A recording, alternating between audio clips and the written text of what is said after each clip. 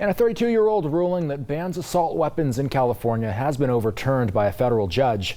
This move has gun control advocates up in arms, and John Lorenc reports. Since 1989, assault weapons were banned in California.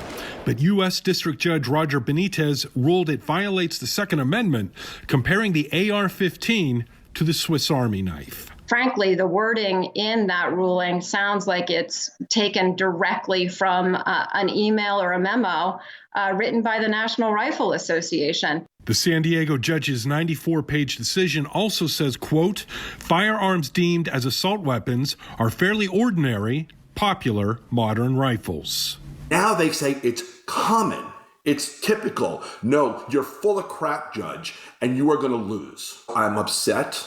I'm angry, and I'm also fearful for the next shooting and the one after that.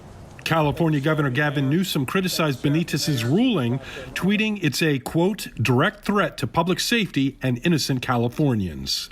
We can support the Second Amendment, but we can also do more for gun safety. People are going to die because of this ruling. House Speaker Nancy Pelosi says House-passed gun violence prevention bills must be enacted, and California Attorney General Rob Bonta says the ruling will be appealed. I'm John Lorenc reporting.